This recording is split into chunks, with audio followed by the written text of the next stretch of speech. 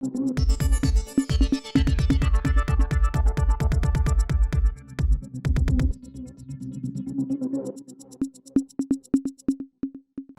இது news focus Tamil. இன்றைக்கு நம்முடன் அரசியல் பேசுவதற்காக விடுதலை சிறுத்தைகள் கட்சியினுடைய மாநில இளைஞர் அணி செயலாளர் திரு சங்கத்தமிழன் அவர்கள் இணைந்திருக்கிறார். வணக்கம். வணக்கம்.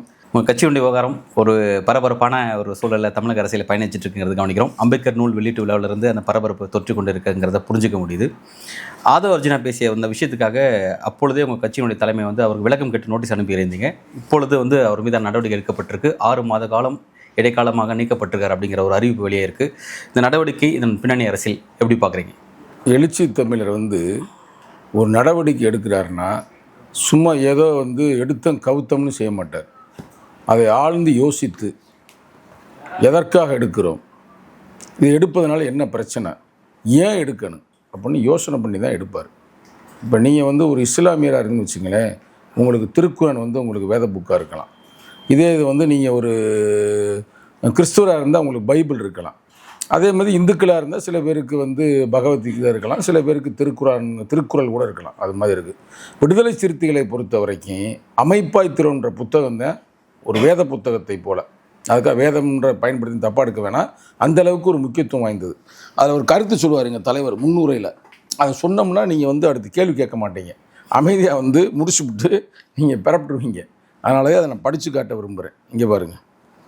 ஒரே அமைப்பில், ஒரே களத்தில், ஒரே இலக்கில், ஒரே திசைவெளியில், ஒரே சக்தியை திரட்ட செயலாற்றும் பொழுது தனிநபருக்கு இடையில் கருத்து முரண், கருத்தியல் முரண், நடத்தை முரண், நடைமுறை முரண், நட்பு முரண், பகை முரண் போன்ற பல்வேறு வகையான முரண்கள் எழுவதும் அவை சிக்கல்களாக மாறுவதும் அவ்வப்பொழுது அவற்றை இலகுவாக எதிர்கொண்டு வெற்றிகரமாக கடந்து முன்னேறி செல்வதும் அமைப்பாக்கும் நடவடிக்கையில் தவிர்க்க இயலாதாகும். புரியுதா உங்களுக்கு? இந்த இதிலே இந்த பொறுப்பாளர்களிடையே ஏற்படும் தனிநபர் சிக்கல் தான் எல்லாத்துக்குமே மையப்புள்ளியாக இருக்கிறது. அதுக்கு ஒரு விளக்கம் கொடுக்குறாரு பாருங்க. மக்கள், அமைப்பு, கொள்கை, மக்கள் அப்படின்ற அந்த தொடர் அந்த இதில் இருந்து சைக்கிளுக்குள்ளே இருந்துச்சுன்னா பிரச்சனை இல்லை. அது மாறி எப்படி போகுதுன்னா, சில பேரிடம் தனிநபர், அமைப்பு, கொள்கை, தனிநபர் அந்த தொடர் அமைப்பில் போகும் பொழுது அது வெறும் தனிநபரை சார்ந்தே அது போய்கிட்டே இருக்கும். அப்போ போகும்போது பல சிக்கல்களை உருவாகும். திடீர்னு ஒருத்தன் தனிநபராக அப்படி வளர்ந்து போகிறான்னு வச்சுங்களேன், சில பேருக்கு பிடிக்காமல் போகும். உங்களுக்கு புரியுதா புரியலையா? அதே நேரத்தில் தனிநபர் தன்னை மட்டுமே வளர்ப்பதாக இருந்தால் தனிநபர் தாக்குதல் மட்டுமே நடந்து கொண்டிருக்கும். ஒரு பொது நலனாக இருக்காது. இது எங்கே அமைப்பாய்த்தின புத்தகத்தில் 10 வருஷத்துக்கு முன்னாலே எழுதினவர். அது சொல்ல பாருங்க. இப்படி சிக்கல்லாம் வரும்பொழுது என்ன செய்யணும்? சட்டம், விசாரணை, எச்சரிக்கை, தண்டனை என்னும் அடிப்படையில் ஒழுங்கு நடவடிக்கைகளை மேற்கொள்வதன் மூலம் தீர்வு காண்பது ஒரு வகையான வழிமுறையாகும். இப்போ நீ கேட்டீங்க பார்த்தீங்களா, உங்கள் தலைவர் ஏற்கனவே நோட்டீஸ் கொடுத்தாரு, எல்லாம் பண்ணார், இது பண்ணார். அந்த வரிசையில் இன்றைக்கி அவருக்கு ஒரு எச்சரிக்கை தருவதை போல. இது தண்டனை என்று சொல்ல முடியாது. தண்டனை என்பது டோட்டலாக தூக்கி எறிகிறது. இது சஸ்பெண்ட் தானே. அப்போ அந்த மாதிரி நடவடிக்கை எடுத்திருக்கிறாரு. இன்னும் பாருங்கள், இந்த நடவடிக்கை எடுப்பதை எதற்குன்னா அது சொல்கிறாரு. நடவடிக்கை ஒரு ஆள் மேலே எடுக்கிறோம்னா அவரை கட்சிக்கே வேணாம் போயா அப்படி சொல்கிறதில்ல, அவரை ஒரு அரசியல்படுத்துறது. இப்போ நீங்கள் செஞ்சதில் ஒரு குற்றம் இருக்குது, ஒரு தவறு இருக்குது. அப்போ அதை அரசியல்படுத்துவது என்றால் உங்களுக்கு 6 மாதம் நம்ம செஞ்சது தப்பா ரைட்டா இல்லை, ஏன் சொல்லாடல் சொன்னோம்னா அமைப்பா இந்த திரள்வுன்ற புத்தகத்தை இன்னும் கொஞ்சம் நாளைக்கு படிங்க, புரட்சியாளர் அன்றும் என்ற புத்தகத்தை திருப்பி படிங்க அப்படின்ற மாதிரி அவருக்கு ஒரு இதை கொடுத்துருக்கேன். இதில் வேற எந்த சிக்கலுமே இல்லை. இன்னமும் சில பேர் முக்கியமான இந்த நடவடிக்கை எடுத்து முக்கிய நோக்கத்தை நான் சொல்லிட்டேன்னா உங்களுக்கு எளிமையாக இருக்கும். என்னவென்றால், சில பேர் என்ன சொல்கிறாங்க, அவர் பெரிய பணக்காரரா, அவர் பயங்கரமாக இருக்கார், ஆள் உயரமாக இருக்கார், அது வேறு பிரச்சனை. ஆள் பயங்கர வெயிட்டான பார்ட்டிடா, திமுகவே ஏறக்குறைய 600 கோடி கொடுத்துருக்குறாரா. இதில் கொடுத்தா தெரியுங்களா? அது எலக்ட்ரல் மண்ணில் கொடுத்தா. அப்புறம் அங்கே ஒரு எவ்வளோ கொடுத்தாங்க, அங்கே பயங்கரம் கொடுத்துருப்பாங்க, ஒரு 1000 கோடி வரைக்கும் கொடுத்துருக்காங்கப்பா. அப்போ பெரிய செட்டாக இருப்பாங்க ஒரு அப்படின்ற மாதிரி இருந்துட்டு அவர் விடுதலை சிறுத்தையில் வந்துட்டார். அவர் தலைவரே அவர் கண்ட்ரோல் பண்ணிடுவாருனாங்க. அதுக்கு ஒரு முற்றுப்புள்ளி வச்சிட்டோமா? நீ எவ்வளோ இருந்தாலும் தப்பு பண்ணால் தப்புன்னா நடவடிக்கை எடுப்போம்ன்றது ஒரு விஷயம். முடிஞ்சா முடியலையா? ஓகே. அடுத்து ஒன்று, சில பேர் என்ன சொல்கிறாங்க, திமுக சொன்னால் கேட்பார் கொள்வார் அப்படிலாம் திமுக சொல்கிறார். நாங்கள் கேட்டிருந்தோம்னா இவர் நாங்கள் சஸ்பெண்ட் பண்ணுறதில்ல, டிஸ்மிஸே பண்ணியிருக்கணும். அப்படிலாம் நாங்கள் செய்ய முடியாது. உங்களுக்கு இன்னமும் தெரியும், உங்களுக்கு சொல்கிறது தான் ஏற்கனவே தலைவர் சொன்ன அதே சொல்லாடல் தான். இப்போ எல்லா சாமி இருக்குது பார்த்தீங்களா, இப்போ கார்த்திகை மார்கழியில் அதை சொல்லியானும்ல. இப்போ நீங்கள் சிங்கம் பார்த்துருக்கீங்களா, சிங்கத்து மேலே கூட இந்த அம்மா போகும், பராசக்தி அம்மா போகும். ஐயப்பன் மேலே கூட இதில் போவார், புலியில் போவார். சிறுத்தை மேலே யாராச்சும் போயிருக்காங்களா? யானை மேலே கூட சாமி போகும். அது சிறுத்தை மேலே யாரும் சாமியே ஏற முடியாது.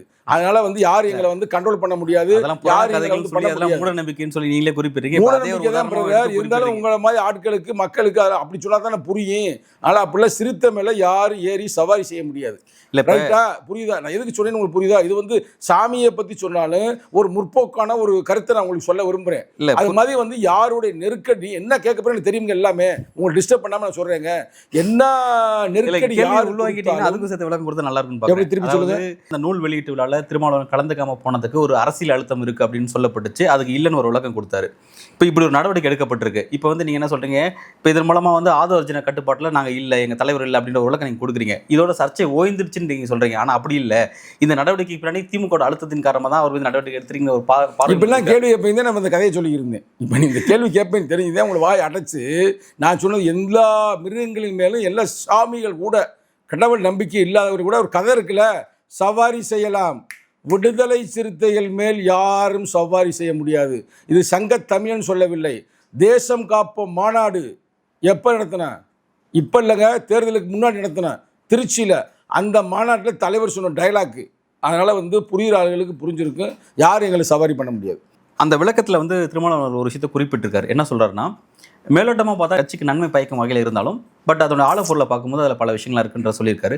இது எந்த வகையில் நன்மை பயக்கமான விஷயமா இருக்கு? எப்படி இது? அதாவது இப்போ வெளியிலிருந்து பார்த்தீங்கன்னா ஆட்சியிலும் பங்கு, அதிகாரத்திலும் பங்கு, கடைசி மனிதனுக்கும் ஜனநாயகம், எளிய மக்களுக்கும் அதிகாரம் என்று சொல்ற அந்த கருத்து, அந்த சொல்லாடல் வந்து சூப்பர்ரா, தலைவர் 99 சொன்ன கருத்தை தம்பி சொல்றாரா அப்படின்னு நம்ம பாராட்டுறோம்ல. இப்போ நானே பாராட்டுறேன்ல, அது சூப்பர். அது வந்து சூப்பராக இருக்கும். ஆனால் உள்ளே போய் சிக்கலை வளர்க்குற மாதிரி விஜயோட மேலே நின்றுக்கிட்டு விஜயோட சேர்ந்துக்கிட்டு நீங்கள் வந்து ஏடி பூட்டியாக பேசும்போது இது வந்து எப்படின்னா கூட்டணிக்குள்ளே சிக்கல் வரும்.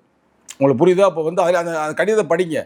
கட்சி நலன் சார்ந்து இந்த நடவடிக்கை நான் எடுத்திருக்கேன் அப்படின்னா அர்த்தம் என்னென்னா, கட்சி நலன் முக்கியம், அதே நேரத்தில் கூட்டணி நலன் முக்கியம், அதை விட மக்கள் நலன் முக்கியம். இதெல்லாம் பார்த்து செயல்படுறவங்க ஒரு தலைவன். இப்போ கட்சி வந்து எங்களை பொறுத்தவரைக்கும் சூப்பராக இருக்குது. நல்ல தலைவர், நல்ல கொள்கை, நல்ல கோட்பாடு, ஒன்றும் பிரச்சனை இல்லை. கூட்டணி தான் இப்போ யாரோட இருக்கிறோம்? வெற்றி கூட்டணியோட இருக்கிறோம். யார்? தளபதி ஸ்டாலின் தலைமையில் இயங்குகிற அந்த கூட்டணி நாங்கள் வந்து நல்ல ஒரு சிறப்பாக இருக்கோம். இப்போ விடுதலை சிறுத்தைகள் தான் திமுக கூட்டணியில் அடுத்து. நாங்கள் ஒன்றும் 6 சீட்டை வாங்கியிருக்கலாம் ஒரு நட்பு ரீதியாக. அடுத்து நாங்கள் எப்படி 15-20 சீட்டு வாங்கணும்னு வச்சுக்கங்களேன். அப்போ அந்த செகண்டில் ஒரு ஸ்ட்ராங்கான ஒரு கட்சி தான் விடுதலை சிறுத்தைகள். அப்போ இந்த கூட்டணி இது என்ன பிரச்சனை வந்துருச்சு? இப்போ நம்ம போய் அதை உடச்சிக்கிட்டு நம்மளோட சிக்கலை வளைக்கணும்னு தலித்துகளுக்கு கொஞ்சம் நல்லது நடக்கலை. அது எவன் ஆட்சிக்கு வந்தாலும் தலித்துகளை நசுக்குவாங்க அப்படி வச்சுக்கிறங்க. அதுக்கு முன்னாடி ஏடிஎம் என்ன கிழிச்சாங்களா? ஒன்றும் பண்ணலை. அதெல்லாம் ஒரு மேட்ரு இல்லை. ஒருங்க அதை விட இது பெற்றுங்க அப்படின்ற ஒரு கோட்பாடோட தான் எங்கள் தலைவர் பார்க்குறாரு. அப்போ எங்கள் தலைவர் வந்து ரைட், ஓகே, இது நல்ல கூட்டணி. ஏன்னா சங்கிகளை எதிர்ப்பதற்கு திமுகன்ற ஒரு கேடயத்தை நம்ம பயன்படுத்துகிறோம். நம்ம ஒரு பெரிய கோட்பாட்டு யுத்தத்தில் இருக்கிறோம். திமுக என்ற கேடயத்தை நாம் பயன்படுத்தி கொண்டிருக்காரு. இவர் கேடயத்தை எடுத்து உடைக்கிற மாதிரி இவர் வந்து இதை பேசி இருக்கும்போது சிக்கல் இல்லை. அதனால தம்பிகிட்ட சொல்லி பார்த்தாரு, கேட்கல. சரி தம்பி 6 மாதம் போய் நீ அமைப்பாயத்தில் புத்தகத்தை படிச்சுட்டு வாப்பா அப்படின்னு அனுப்பியிருக்கிறாரு. அந்த தம்பி 6 மாதத்துக்கு முன்னாடியே படிச்சுட்டு, அண்ணே நான் 2 மாதத்துல படித்து முடிச்சேனே, இனிமேல் நான் அப்படிலாம் பண்ண மாட்டேனே, நான் ஒரு லெட்டர் கொடுக்குறேன், அண்டர்டேக்கிங் லெட்டர், என்னை மன்னிச்சுக்கனே, இனிமேல் செய்ய மாட்டேன், மேட்டர் முடிஞ்சு. சரி, ஃபர்ஸ்ட் ஆஃப் ஆல் வந்து விளக்கம் கேட்டு நீங்கள் நோட்டீஸ் கொடுத்துருந்தீங்க. அந்த விளக்க அவர் என்ன பதில் கொடுத்தாரு? அதில் எதில் நீங்கள் சமரசம் அடையல? எதனால் இந்த நடவடிக்கை? அதெல்லாம் நாங்கள் வெளியில் சொல்லிட முடியாது. ஓகே, நீங்கள் கேட்டேன்னா அவன் சொல்லிடுவோமாக்கும். இல்லை, அதன் அடிப்படையில் நடவடிக்கை எடுக்கப்படும். அதெல்லாம் சொல்லக்கூடாது, அது கட்சி ரகசியம். சரி, ரைட், ஓகே. இப்போ வெளியில் தெரிய விஷயத்துலேருந்து பேசுவோமே. ஃபர்ஸ்ட் ஆஃப் ஆல் வந்து அந்த புத்தக வெளியீட்டு விழாவில் கலந்துக்கிறதுல தான் அந்த பிரச்சனை ஆரம்பிச்சிச்சு. புத்தக விழாவில் வந்து கலந்துக்கிட்டாவே கூட்டணி உடஞ்சிடும் அப்படிங்கிற அளவில் ஒரு பார்வை சொல்லப்பட்டுச்சு. இப்போ அந்த அளவுக்கு கூட்டணி வந்து வலுவிலம் தான் இருக்கா?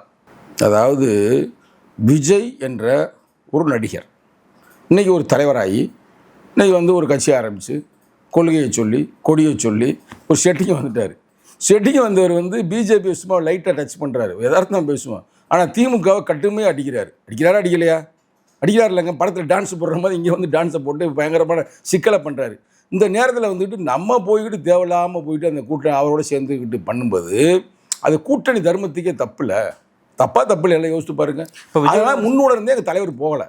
பண்ணுவீங்கப்பா இல்ல, விஜயோட அரசியலுக்கு பின்னாடி பாஜக இருக்குன்னு விசிக்க பாக்குறீங்களா? அப்படிலாம் நாங்க சொல்லலாங்க. உடனே நீங்க அதான் சொன்னீங்க, பாஜக சும்மா லைட்டா அடிக்கிறாரு. அவர் லைட்டா அடிக்கிறாரு. அங்கே இருந்து அடிக்கிற பயமா இருக்கிறான்னு தெரியல. ரைடை விட்டாங்கன்னா நீங்க என்ன பண்ணுவீங்க? ஓகே, அவங்க ரைடு விட்டுருவாங்க. ஏறின விட்டா தெரியுமா அவருக்கு? என்னையெல்லாம் ரைடு விட்டாங்க பிரதர். ஓகே, அப்படி பார்க்கும்போது அவர் உங்க மீது ஒரு விமர்சனம் வைக்கிறாரு. திமுகவோட அழுத்தத்துக்கு உட்பட்டு நீங்க இயங்குறீங்கன்னு சொல்றாரு. பட் அது உண்மையில நீங்க சொல்றீங்க பிரதர். அதுக்காக பிரதர் நான் வந்ததுமே கதை சொல்லிட்டு கதை போடுங்க, கதையில இருந்து அட்டப்படத்தை போடுங்க, சிறுத்தையை போட்டு சிறுத்தையில இருந்து யாரும் பயணிக்க முடியாது கேள்வி கேட்டுங்க. அதாவது உங்களை அவர் எப்படி சொல்றாருன்னா, நீங்க திமுக அழுத்தத்துக்கு உட்பட்டு தான் அரசியல் செய்றீங்கன்னு சொல்லி சொல்றாரு. நீங்க அது இல்லைன்னு மறுக்கிறீங்க. ஆனா அதுவே நீங்க அவர் எப்படி சொல்றீங்கன்னா, பாஜகவோட அழுத்தத்துக்கு உட்பட்டு அவர் அரசியல் செய்யறாரு அப்படின்னு நீங்க பாக்க அப்படிலாம் சங்கத்தமிழ் சொல்ல மாட்டாரு. தலைவர் சொல்ல ரைடு விடுவாரு, ரைடு அதுக்காக பயந்து நீங்க சொல்றீங்களா? என்ன பண்ணுவீங்க? டக்குன்னு ரைடை விட்டான்னு வச்சுக்கோங்க, வந்து டக்குன்னு உள்ளே இருக்கிற பிளாக் பண்ணி அதெல்லாம் தூக்கிட்டு போயிட்டாங்கன்னா அப்புறம் சிக்கல் வராது. ஏற்கனவே ரைடு விட்டாங்களாம், ரைடு விட்டு பயங்கர சிக்கல் எல்லாம் கொடுத்தாங்க அப்படின்ற மாதிரி செய்தி கிடச்சிருந்துச்சு. அதனால் வந்து எல்லாரும் பயப்படுவாங்க. விடுதலை சிறுத்தை பயப்படாது. விடுதலை சிறுத்தையில் முழுக்க முழுக்க இந்த நடவடிக்கை நீங்கள் நினைப்பதை போல குழம்ப வேணாம். இது கட்சியின் நலனுக்காக, கூட்டணி நலனுக்காக எடுக்கப்பட்ட முடிவு, வேறு எந்த முடிவும் இல்லை. அதுவும் எங்கள் தலைவருக்கு இரண்டாம் கட்ட தலைவர்கள் விளக்கம் கேட்கணும்னே அப்படின்ற மாதிரி சொல்லும் பொழுது அவர் ரைட்டராக விளக்கம் கேட்டு அதுக்கு நடவடிக்கை எடுத்திருக்கிறார். இந்த நடவடிக்கை நீங்கள் எல்லாம் ஒன்று தெரிஞ்சு சஸ்பெண்ட் அப்படின்னா என்ன? இடைக்கால நடவடிக்கைன்னு நீக்கம் அப்படின்னா அர்த்தம். தமிழ்லேருந்து ஆங்கிலத்துக்கு டிஸ்மிஸ்னா என்ன? தூக்குறது, கட்சியை விட்டு டோட்டலாக தூக்குறது. டிஸ்மிஸ் பண்ணலை, இது சஸ்பெண்ட் நாளைக்கே அவர் நான் தெரிந்து இருக்கிறேன், ஒழுங்காக இருக்கிறேன்னு அண்டர்டேக்கிங் லெட்டர் கொடுத்துட்டாருன்னா அது எப்படி நீங்கள் தலைவர் கூட முடிவு செய்வார். ஓகே, அது வரக்கூடிய காலகட்டத்தில் பொறுத்து பார்ப்போம். ஆனால் இப்போ ஆதவர்ஜன கருத்து பற்றி பலரும் பல கருத்தில் சொல்லும் பொழுது ஒரு இளைஞரணி செயலராக அந்த கட்சியினுடைய பொறுப்பாளராக நீங்கள் இருந்துக்கிட்டு அவர் பேசுனது என்ன தப்பு இருக்குன்னு சொல்லி நீங்கள் சொல்லியிருந்தீங்க. அப்படி இருக்கும்போது இப்போ உங்களுக்கு இந்த நடவடிக்கை பற்றி உங்களோட தனிப்பட்ட கருத்து? அதாவது நான் ஒன்று சொல்கிறேன் ரைட்டா. அண்ணன் ஆர்எஸ் பாரதி தெரியுமா உங்களுக்கு? அண்ணன் இளங்கோவனை தெரியுமா? அண்ணன் இளங்கோவன் ஒரு காலத்தில் ஒரு கருத்து சொன்னார். என்ன கருத்து தெரியுமா உங்களுக்கு? முதல்ல சொல்லுங்கள். பல காலத்தில் முக்கியமான கருத்து, சர்ச்சைக்கான கருத்து. விடுதலை சிறுத்தையில் ஒரு சாதி கட்சின்னு சொன்னார். இன்னும் அப்படியே ரெக்கார்டு இருக்கு, இனிமேல் எடுத்து போட்டு பாருங்கள். அதில் இன்னொரு அண்ணன் பேர் கூட சொல்லக்கூடாது, இருந்தால் நான் சொல்கிறேன், எனக்கு ஒன்றும் பிரச்சனை இல்லை, நான் பொய் சொல்ல மாட்டேன்ல. அந்த அண்ணன் சொல்ல நாங்கள் போட்ட பிச்சை தான் இடஒதுக்கீடு அப்படின்னாரு. அப்போல்லாம் நான் கடுமையான கோபத்தில் தான் இருந்தேன், கடுமையான என்னுடைய வழியை காட்டினேன். எங்கள் தலைவர் வருத்தமாக இருந்தார். ஆனால் நாங்கள் போய் திமுகவில் போய் நடவடிக்கை எடுக்கலாம்னு சொல்லலை. ஏனால் தளபதி ஸ்டாலின் அவர்கள் எந்த நேரத்திலும் எப்பொழுதும் தலித்துக்களுக்கு எதிர்ப்பாகவோ, விடுதலை சிறுத்தைகள் எதிர்ப்பாகவோ, எழுச்சி தமிழ் எதிர்ப்பாகவோ எந்த கருத்தையும் பதிவு செய்தலை. அவர் இன்னும் என்ன சொல்கிறாரு? எனக்கு மேல், என் மேல் அன்பு தம்பிக்கு, சகோதரர் திருமாவளவனுக்கு நம்பிக்கை இருக்கிறது, இது நம்பிக்கையான ஒரு உறவு சொன்னாரா சொல்லலையா? சொல்லியிருக்காருல்ல. அப்போ நாங்கள் பெருந்தன்மையாக நாங்கள் விட்டுட்டோம், ஒன்றும் கண்டுக்கல. அதே மாதிரி அவங்களும் பெருந்தன்மையாக விட்டுட்டாங்க. நல்லா கேட்டுங்க, அவங்களும் போய் நடவடிக்கை எடுங்களா எங்கள்கிட்ட சொல்லலை. நல்லா கேட்டுங்க, சொல்கிற பாயிண்ட் புரியுதா? இது எங்கள் கட்சியினுடைய நலனை கருதி, கூட்டணி நலனை கருதி நாங்கள் ஒரு விளக்கம் கேட்டிருக்கிறோமுங்க. சஸ்பெண்ட்னா என்ன? சஸ்பெண்டை கட்சியை விட்டு தூக்கிட்டோம்னு அர்த்தமா? அப்படி இல்லை. என்னங்க அதில் பாருங்க, படித்து பாருங்க. இடைக்கால நடவடிக்கையில் ஒரு 6 மாதம் அவர் ரெஸ்ட் எடுத்து வரணும். அவர் ஸ்போர்ட்ஸ் மேனுங்க. நீங்கள் இவங்கிட்ட வந்தனால ஸ்போர்ட்ஸ் மேன் வேலையெல்லாம் ரொம்ப பாதிப்பாயிருச்சுன்னு என்கிட்ட சொன்னார். அதுதான் கருத்து. பொறுங்க, நான் வர்றேங்க, நீ என்ன சொல்கிற வரேன்னு. அப்போ செஞ்சது தப்பு இல்லையா? அப்போ அண்ணன் ஆர்எஸ் பாரதி சொன்னது தப்பு இல்லையா? அவர் சொன்னது தப்பு இல்லையா? நாங்கள் அப்போ ஏதாவது சொன்னோமா? அது மாதிரி தான் இதுவும். அதை தான் சொன்னேன், ஆதவர் செஞ்ச மேலே எந்த தப்பும் இல்லைன்னு. புரியுதா? அது ஒரு கட்சியுடைய நலனை கருதி கூட்டணியை பற்றி கண்டுக்கிறாமல் பேசிட்டாரு. அதனால் பெரிய கொலை குற்றமெல்லாம் இல்லை. ஆனால் அவர் சொன்னதில் சொல்லாடல் தப்பு, அதில் எந்த மாற்று கருத்தும் இல்லை. என்ன சொல்லாடு சொன்னார்? அது என்ன, அவர் அதுக்கு நீங்கள் எந்த அளவுக்கு இப்படி சப்போர்ட் பண்ணுறது ரொம்ப ஆச்சரியமாக இருக்குது. அவர் என்ன சொல்கிறாருன்னா, மன்னராட்சி நடக்குதுன்னு குறிப்பிடுறாரு. ஒரு அதுதான் பிரதர், அந்த பேட்டி எடுத்து நீங்க பாருங்க தெளிவா. மன்னராட்சின்னு சொல்றது மக்களாட்சி நடக்கிறத மன்னராட்சி சொல்ற தம்பி. உன் மேல நடவடிக்கை எடுக்கப்படும் அதிலே சொல்லியிருப்பேன். நீங்க போய் நல்லா தொடர்ந்து பாருங்க. பொறுங்க பிரதர், உங்களுக்கு தான் என் கேள்வி முழுசா வாங்கிட்டு நல்லா சொல்லுங்க, நல்லா பதில் கேட்க தான் காத்திருங்க. அதாவது மன்னராட்சின்னு குறிப்பிடாரு. ஒரு ஜனநாயகத்தை மேடை தோறும் பேசிட்டு இருக்கக்கூடிய விசிகா ஒரு மன்னராட்சிக்கு தான் தன்னோட ஆதரவு கொடுக்குமா? மன்னராட்சி அதுதான் தப்பு. அப்படி இருக்கும்போது நீங்க எப்படி அவர் பேசல தப்பு இல்லை? அதுக்கு தான் இந்த நடவடிக்கை, அதுக்கு தான் இப்ப இந்த நடவடிக்கை. இப்ப நடவடிக்கை எடுத்திருக்கமே, அதுக்கு காரணமே இதுதான், வேற ஒன்றுமே இல்லை. புரியுதா? இப்போ 6 மாதம் சஸ்பெண்ட் பண்ணதுக்கு, ஏப்பா இது மக்களாட்சி நடந்துகிட்டு இருக்கு, நீ பாட்டுக்கு மன்னராட்சின்ற. மன்னராட்சின்னு என்ன சொல்ல வர்ற? குடும்ப அரசியல் சொல்ல வர்றியா? குடும்ப அரசியல் யாருக்கு இல்லை? எல்லா பேருக்கும் குடும்ப அரசியல் இருக்குது. நீ கூட காங்கிரஸ் ஆதரவாக தான் பேசுகிறீங்க, போடுறீங்க, வரீங்க. அங்கே கூட தான் இருக்குது, எல்லா இடத்துலையும் இருக்குது. இப்போ பிஜேபியிலே பல பேர் பல மாநிலங்களில் குடும்ப அரசியல் தான் பண்ணிக்கிட்டு இருக்கிறாங்க. குடும்ப அரசியலே ஒழுக்கமாக இருக்கானா, நேர்மையாக இருக்கானா, மக்களோட இருக்கானா நீ பார்க்கணும். அதை விட்டுவிட்டு உங்களுக்கு பிள்ளை வைக்க முடியலை, வரலாம் போகலை, அதுக்காக என்ன பண்ண முடியும்? இப்போ எடுத்துக்கோங்க, எம்ஜி ராமச்சந்திரனுக்கு பிறகு யாரும் பையங்க இருந்தாலும் அவன் தான் ஆண்டுக்கிட்டு இருந்திருப்பேன். யாரும் பிள்ளை வைக்கலை இல்லை. அந்த அம்மா ஜானகி அம்மா இருந்துச்சு, அவங்களுக்கு ஒன்றும் இல்லை. ஜானகி அம்மாவுக்கு அடுத்து யார்? ஜெயலலிதா அம்மா கொஞ்ச நாள் இருந்தாங்க, ரொம்ப நாள் இருந்தாங்க. ஜானகி அம்மா தான் கொஞ்ச நாள் இருந்தாங்க. அப்புறம் யாரும் இல்லை, இருந்து ஆண்டிருப்பாங்க. ஆனால் ஒழுக்கம் சார்ந்து இருக்குன்னு, உண்மையாக இருக்குன்னு, மக்களோட மக்களாக பழகணும். இப்போ தளபதி ஸ்டாலின் இருக்காரு, என்னை பொறுத்த வரைக்கும் கலைஞரை விட தலித்துகளுக்காகவும் தலித்து மக்களுக்காகவும் விடுதலை சிறுத்தைகளுக்காகவும் சிந்திக்கிறார், செயல்படுகிறார் நாங்கள் நம்புகிறோம். புரியுதா? அவர் கடுமையாக உழைத்து தான் வந்திருக்கிறாரு. அந்த வரிசையில பொறுங்க, அந்த வரிசையில உதயநிதி ஸ்டாலின் வர்றாரு, அவர் என்ன செய்வார்ன்ற பொறுத்து இருந்து பார்ப்போம். அதுல நீங்க வாட்டு விஜயோட சேர்ந்துட்டு நீங்க வாட்டுக்கு பால டம்மு டும்னு அடிச்சீங்கன்னா, ஜனநாயகம் பேசக்கூடிய விடுதலை சிறுத்தைகள் கட்சி ஒரு வாரிசு அரசியல்ங்கிற விஷயத்தை ரொம்ப அழகா கேஷுவல் ஹேண்டில் பண்றீங்களா, ரொம்ப அழகா அதை எடுத்துக்கிறீங்களா? எப்படி இது ஜனநாயகத்தில் வராதா? வாரிசு அரசியல் என்ன தப்பு இல்லை, குடும்ப அரசியல் என்ன தப்பு? ஓப்பனாக சும்மா அடிச்சு விடக்கூடாது. குடும்ப அரசியல் எது ஊழல் பண்ணுறாங்களா, குடும்ப அரசியல் எது அயக்கத்தனம் பண்ணுறாங்களான்னு கேட்போம். அதை கேட்காம இருக்க மாட்டேன். இப்போ ராகுல் காந்தி இருக்கிறார். ராகுல் காந்தி யாருங்க? ராஜீவ் காந்தியோடைய பையன். ராஜீவ் காந்தி யார்? இந்த மக்களுக்காகவே அவர் கடைசியில் என்ன ஆனார்னு உங்களுக்கு தெரியும். அவங்க அம்மா யார்? இந்திரா காந்தி அம்மாவுக்கு என்னாச்சு? இந்த ரத்தத்தை சிந்தி இந்த சமுதாயத்திற்கு படைத்திருக்கிறாங்க. டாக்டர் கலைஞர் கருணாநிதி யார்? அவர் உண்மையிலேயே தமிழ் மக்களுக்காக தொடர்ந்து முதலமைச்சராக இருந்து மக்களுக்காக பணியாற்றியவர். இன்னைக்கு இவர் இருக்கிறார்ல, யார்? தளபதி ஸ்டாலின். உண்மையிலேயே உழைத்து தான் வந்திருக்கிறாரு, சும்மா நேரடியாக வரல, ரொம்ப கஷ்டப்பட்டு தான் வந்தார். இன்னமும் சொல்ல போனோம்னா அவர் கலைஞர் இருக்கிற வரைக்கும் அவர் எங்கனையுமே பெரிய பதவியாக கொடுக்கல. அவள் நெருக்கடிகளை சந்திச்சு தான் இன்னைக்கு இந்த பொசிஷனுக்கு வந்திருக்கிறாரு. பாராட்டுவோம். இதில் ஏதாவது சிக்கல் நடக்குதா? சங்கிப்பையோட கை கோர்க்கிறார்களா, இல்லை வேற எதுவும் ஜனநாயகத்திற்கு எதிர்ப்பாக செயல்படுறாங்கன்னா நம்ம கேட்போம். அதை விட்டுவிட்டு நம்ம இதை ஒரு கருத்தை சொல்ல முடியாது. ஓகே, நீங்கள் இப்போ விஜயோட அரசியலை பற்றி பேசும்பொழுது பின்னாடி பாஜகவோட அழுத்தங்கள் நானும் சொல்லலை, சும்மா அடிச்சுடக்கூடாது. நான் எங்க சொன்னேன்? அவர் பயப்படுறாரு, பிஜேபி ரைடு போன்ற விஷயங்களுக்கு பயப்படுறாரு அப்படின்னு சொல்லி பயப்படுறாருன்னு சொன்னோம். அதான் நீங்கள் விஜய் மீது ஒரு குற்றச்சாட்டு வைக்கிறீங்க, அது செகண்டரி இருக்கட்டும். ஃபர்ஸ்ட் ஆஃப் ஆல் ஆதவ அர்ஜுனாவே அவர் பாஜக இன்ஃப்ளூன்ஸ் அவர் இன்ஃப்ளூன்ஸ் பண்ணது அப்படின்னு சொல்கிறாங்களே. இப்போ நீங்கள் இந்த ஆட்சியில் அதிகாரத்தில் பங்குன்னு சொல்லி கேட்கும்பொழுது அந்த இன்ஃப்ளூன்ஸ் இவர் மூலமாக தான் விஜய்க்கு போச்சு. அதனால தான் விஜய் அந்த மேடையில் அவர் அந்த விஷயத்தை பேசினார். அதன் காரணமாக தான் ஏங்க அது பேசுறது தப்பு இல்லைங்க, அது நல்லா பேசட்டுங்க. ஆட்சியிலும் பங்கு, அதிகாரத்திலும் பங்கு, கடைசி மனிதனுக்கும் ஜனநாயகம், எளிய மக்களுக்கும் அதிகாரம். பேசல உங்களுக்கு பிரச்சனையா? பேசக்கூடாதா? வாயை மூடி கிடக்கணுமா கூட்டில் இருந்தா? அதுக்கு தான் நான் ஆதரவு தெரிவித்தேன். புரியுதா உங்களுக்கு? அதுக்காக போய் நீ சம்மந்தம்லாம் பேசுகிறேன்னு ஆதரவு தெரிவிக்க முடியாது. நான் சொல்கிறது என்னன்னா, இது நல்ல தத்துவம், நல்ல கோட்பாடு, நல்லா எழுதி வச்சுக்கோங்க வெள்ளை பேப்பரில். இன்னைக்கு இல்லை என்றாலும் என்றாவது ஒரு நாள் விடுதலை சிறுத்தை தலைமையில் நாங்கள் தமிழகத்தை கைப்பற்றுவோம். உங்கள் கூட்டணி உடைக்கிறதுக்காக சில சதி வேலை நடந்துட்டு இருக்குன்னு சொல்லிட்டு திருமாவளவன் அந்த நூல் வெளியீட்டுல புறக்கணிச்சார். அதுக்கான காரணமாக ஒரு பத்திரிகையில் வந்த செய்தி, அந்த செய்தி அந்த ஒரு பத்திரிகை இந்த மாதிரி அஜெண்டாவில் ஒர்க் பண்ணுறதுன்னு சொல்லி குறிப்பிடுறாரு. ஏன் அந்த பத்திரிகை மீது விடுதலை சிறுத்தைகள் எந்த விதமான அவதூறு வழக்கம் தொடுக்கல? ஏன் அந்த விஷயத்தை அமைதியாக விட்டுட்டீங்க? போட்டுருவோம்னா சொல்லுங்க. அரசியல் அதுதானே செஞ்சாங்க. சரி, ரைட்டு, போட்டுருவோம் விடுங்க. இல்லை, என்னோட கேள்விக்காக நீங்கள் பதில் சொல்லணும். இல்லை அப்படி ஏன் செய்யல? வீசிக்கா செய்யப்படுங்க சொல்லிட்டீங்களா? செஞ்சிருவோம்.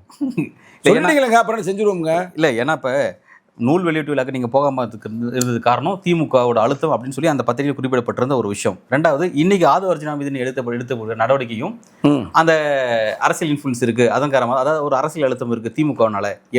எப்படி நீங்கள் நூல் வெளியீட்டு விழா புறக்கணிச்சிங்களோ அதே அழுத்தம் தான் ஆதவ அர்ஜுனா மீது நடவடிக்கை எடுத்ததுக்கான காரணமாக இருக்குன்னு சொல்லப்படுது. அதே மாதிரியான பத்திரிகையில் அதே மாதிரி முதல் பக்க செய்தியாக தலைப்பு செய்தியாக வந்திருக்கு. இன்னைக்கு வந்திருக்கு. அவங்களுக்கு வேற வேலை இல்லை, வெட்டி பயிலுக்கு தானே செய்வாங்க.